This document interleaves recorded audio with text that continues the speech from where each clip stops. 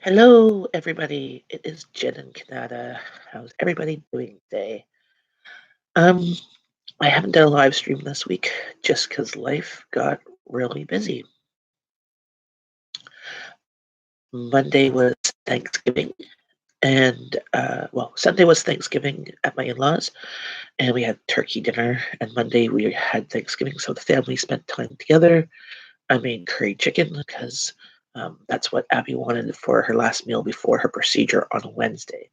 Tuesday, we spent the day like see-through gummy bears and fruit roll-up broth and stuff so that she can get completely cleaned out. I had to take meds for that. So she stayed home and I was with her. And then Wednesday, we're at CHEO. The timing that they told us to be there at CHEO for the appointment, they said it was 11:15 to my husband was the appointment, so we had to be there 2 hours beforehand. So we got there just after 9. But what they said was the appointment was at 1:15 and we had to be there for 11:15. So there was a bit of miscommunication. It didn't really matter, just that we were kind of stuck there. Once we were there, we were kind of stuck there. So it didn't really matter time-wise of spending 2 extra hours waiting there or 2 hours waiting at home. Just meant that we were there very long at CHEO. So with that being said, the procedure got a bit changed. It was supposed to be a camera endoscopy and colonoscopy, ended up being a regular endoscopy so he could do biopsies, and then we'll do the camera one the next time we're at. But that was a little bit of a hiccup that we weren't expecting. And so far, it went from looking at negative. So we've had so many tests that just come back at negative. There's still problems, like there's still um, symptoms of something's going on. Just nobody's finding answers. So hopefully the biopsies find answers, or the camera endoscopy, which does the the rest of the intestines that the endoscopy and that can't do, will find some answers. So she was off Tuesday, Wednesday, Thursday because we got home. It was 5 something. We ordered supper. She finally got to eat real food. She ate a little bit, and then the next day she was just so exhausted, like she didn't even wake up till noon. And then I had to figure. I'm like, I was going to try and send her to at least had some meals in her. And died. It didn't run out of charge. I was still using it, and then all of a sudden shut off. There was still some charge, like it wasn't even in the red bar. So my phone, the past few months, the power button wasn't working. So I had to like push it really hard to make it work. And it was kind of like on a prayer of turning it on, turning it off. So I just kind of purposely not let it die and just kept it charging it. Um, and I found a way of we set if you take the screen and you do a circle, you set that as a turning on the screen because turning on the screen and letting it work because it just would go into sleep mode. So I have a like a Achilles heel with cell phones. They tend to die a cell phone for Christmas, a refurbished one, because I mean I don't really need anything really extra like fancy. I just need a cell phone with a lot of memory because I tend to download stuff and I use it for everything. Like the fact that I got a laptop, I'd be using this more than my cell phone for some of the videos and stuff like that. Like I can't do video editing very well on my cell phone. So um I don't care if it's refurbished. I really don't care what it looks like. I just want a cell phone, a smart cell phone. That's not too huge. I don't want it small either because I'm getting older and I have to like magnify things more. So I don't know which one he got. I will do an unboxing when I get it. But he found a good deal. Like he had already done the research. He had been doing that this summer, and he was going to order it anyways for Christmas. So I'm going to get my Christmas. It's going to still be my Christmas gift. Um, but I'll get to have it before Christmas, and then we'll probably rewrap it and put it under the tree. So, just because I can't live without a cell phone, especially with Abby's health and the way it is, and having to um, have my phone for emergencies as well as contact for rides and stuff like that. Or and even like if I can't get a ride, ordering an Uber, I need a cell phone. So, um, unfortunately, it died, and it just seems to be Murphy's law. I don't know why. Like either the screen cracked.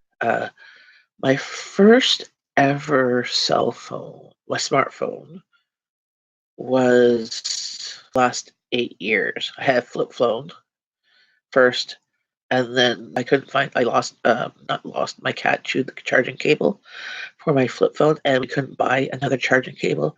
That made us buy a smartphone for me. And usually, well, actually, I think my husband got a new smartphone. And he gave me hand me downs. So I usually get me the hand me downs whenever he gets a new one. He doesn't get a new one all the time, but since he's in technology and stuff like that, sometimes he gets one for work, and then he just gives me his cell phone after so many years. If he gets a new one for work, now that his work SIM card in there, as well as his regular SIM card, because then that way he can use his phone on the weekends and evenings with his regular phone plan, which is cheap. I was drinking my coffee. Today I made a Keurig, but I didn't want to put the lid on because it's very hot. It was a cappuccino one. So hopefully, whatever this cell phone is, it's supposed to come in by Monday, which is good because, well, I won't have it on Monday. Monday I'm out, but the good thing is that Rowan will be home, so uh, she can send Abby off to school and pick her up if I'm not home because I'm volunteering at the food cupboard on Monday. So depending on when I'm home, if I'm going to get her or not. So there's that. But I just thought I would do a little quick video here to update you on the craziness of life here in my household. Jenn Kanata's that they'll be able to find something fixable, um, to find some answers because it's been over a year now, almost a year and a half since she's been starting to feel unwell, and the symptoms kept on getting worse and worse until uh, last Christmas when we were admitted just after Christmas. So it just kept on getting worse. And then once after being admitted, it was a little bit better and it improved until maybe about February, um, beginning of March. And then it really has been quite stable. She's had a bit more energy since then, like over the past 10 months. She's had more energy, but not the same amount of energy as she used to have. Like she still gets exhausted daily, and um, but at least she's able to make it to school. She hasn't, knock on wood, um, missed school for being exhausted um, and unfeeling well. The only time she's missed school so far has for been the doctor's appointments, which has been once a week, every week. 1 week, and then for procedures like this week, she missed Tuesday, Wednesday, Thursday for the procedure that she had, and then a couple of weeks ago, she had a stomach flu that she went to school on Monday and then ended up being sick, and then she was sick, I believe, the rest of the week. She might have went to school on the Friday, but I mean, you get the stomach flu and it lasts, and it just, I couldn't, she couldn't keep anything down. Like she was literally on the clear fluids, broth, soda crackers, toast, the brat diet, and could barely get much in her. So that was a few weeks ago. So hopefully, so she hasn't been ill from this illness and missing school. So there's that. At least there's that saving grace. That at least her energy has improved a little bit.